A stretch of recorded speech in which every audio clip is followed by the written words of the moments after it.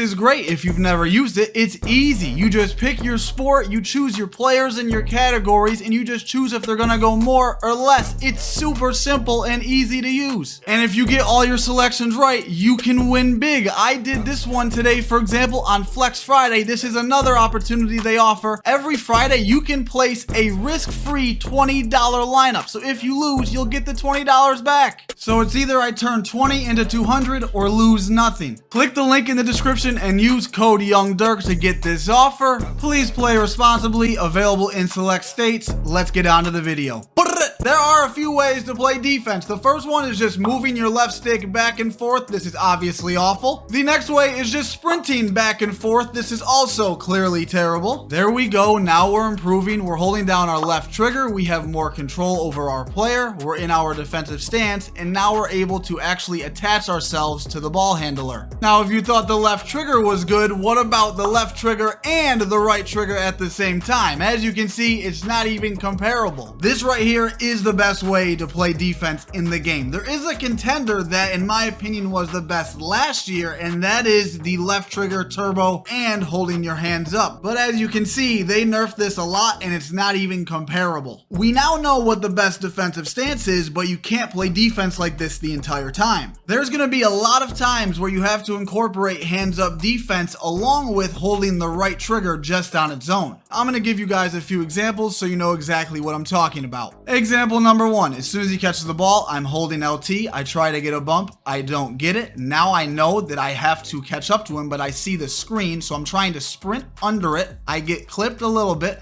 My hand is slightly going up real quick just to guard the three. Now I put it back down. I'm still sprinting. I'm trying to cut him off to guard the midi fade and his layup at the same time. As soon as I get to this point, I'm holding L2 along with my right stick up to guard the midi and the layup, and I get a great bump and it forces him out of bounds. Example number two, as you can see, I'm starting off in terrible position. He has that whole right lane open, and the man in the white here is trying to screen me, which means I'm going to sprint, but I need to avoid the screen at the same time. I do, and as soon as I get close to him, I'm holding the left trigger and I get a great bump hip ride animation. He tries to run out of the animation. I'm still holding L2 this whole time. I'm sliding my feet. He has nowhere to go and he's forced to make a pass. Example number three, I start out in bad position because I went for the lane right here a little late and didn't get it. So I'm instantly holding LT. I think he has the baseline, so I'm gonna quickly sprint. I realize he doesn't even try it, so I'm running back. I'm holding L2 immediately, trying to get attached to him, and I do. So I'm still holding L2, LT, whatever you want to call it, the whole time. He has to dribble the ball up slowly and try to protect the ball to avoid getting ripped, and I see the screen coming. I know he's not going to go back right. It's too much of a risk for him. He could get blitzed or the ball could get bump stolen, which means I'm going to try to cut off his left or try to get the blitz steal. I do not, so now I have to sprint at him, catch up. I'm holding L2, LT again. As soon as I get close to him, I get the bump. I accidentally overrun the play. As you can see, I was still holding up the right stick. I have to sprint back out, but I'm cutting off his angle. As I do, I'm immediately holding left trigger as soon as we make contact, and my right stick's going up again just to guard that spin fade. Not going to shoot that, and now Swag is actually going to play great defense.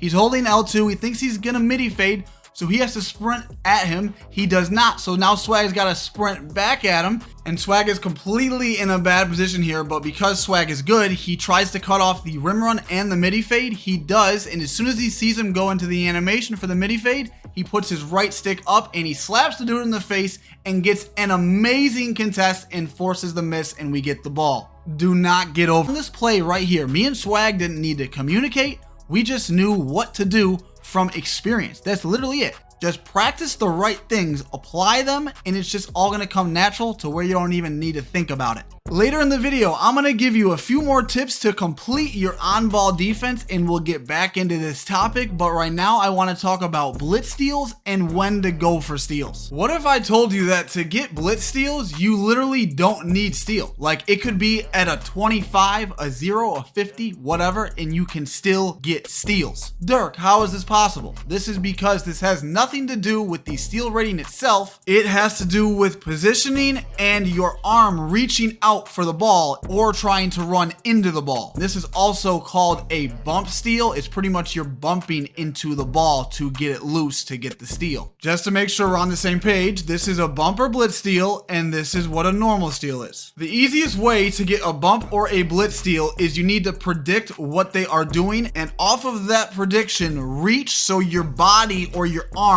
is gonna bump into the ball. And again, you do not need steal for this. Obviously, I do have steal, but I just wanted to make that clear. Watch this. Based off of the speed and the angle that he's running, I know he's gonna dribble up to this point, so I just reach, beat him to the spot, and my back is actually gonna bump the ball out and get me the steal. Another example, this is from one of the best locks on the game. Because of the positioning on the court and people just love to come back, especially because the screen's about to come, he plays his comeback, reaches right into the ball, and his leg or his is gonna actually get the steal. As for normal on-ball steals, when is the best time to go for these? In my opinion, the best time to go for these is after a bump and they are standing still, or just in general when they are standing still dribbling in one spot, but you gotta be closer to them. Also, glove was nerfed this year a lot compared to last year, so you're not gonna get as much steals as 2K24, but you can definitely still get them. All right, you guys, pay attention to all these clips, and I'm gonna tell you something that they all have in common that isn't going to make sense to a lot of you. On none of these clips did I one time press Y or triangle.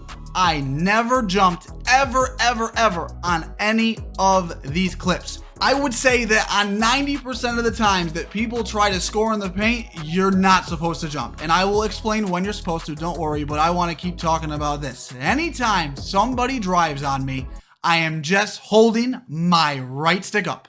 That is all I am doing. Now, they unfortunately added a feature where sometimes if your opponent pump fakes and you're holding your right stick up, your player will jump without you even trying. It'll just do it automatically. Now, to counter this, they say to just hold down on your right stick, but the defense isn't as effective. So I only recommend doing that if you have super high interior, and a lot of people do not. So if you do not have a high interior, just hold your right stick up. It is worth the risk. This has only happened to me a few times. But anytime you're on someone's hip or you're directly in front of them, you are not, I repeat, do not jump. Just hold your right stick up. You're gonna get stops. If they make it, it is what it is, because if they don't go up and you jump, they're going to score. And that's gonna bring us into our next tip, which is, when are you supposed to jump? The only time you're ever going to jump is when you are completely beat, which means they're in front of you and they have a clear path to the basket. That is the only time I want you to ever jump. This is gonna help you out a ton. I'm gonna say this again because this is important. If you are on their hip or you are in front of them when they are attacking the basket, just put your hands up, right stick up, do not jump. The only time you jump is when you are trailing them and you are 100% beat. From this point on, this is the icing on the cake that's going to separate you from being an average defender to an absolute elite defender. Let's get back into the topic of on-ball defense and talk about cutoff angles. These cutoff angles are extremely important. It seems like common sense after you learn them, but it is not to most people. And I'll tell you a quick story. In 2K23, I was losing to this one guy consistently in ones wagers. I called a very elite lockdown and asked him if we could go over some film. He said yes, of course, and he taught me these, and it is game changing. Yes, I actually brought out the versatile clipboard. Let's say the ball handler drives, right? I know that he can either do two things. He can fade in the corner, he can fade around here, or he's gonna continue to drive to the basket to go baseline. The whole time he's on this path right here, I'm watching him. Most people would try to catch up with him and ride his hip and try to get a bump. No. We're gonna watch him the whole time and see which angle he's taking, and we're going to try to meet him and beat him to the spot so we can get a contest on the fade and we can take away the baseline. So I'm watching him, I'm trying to run here. As soon as I see him turn a little bit, I'm gonna come right here and we're gonna cut him off and he's not gonna score.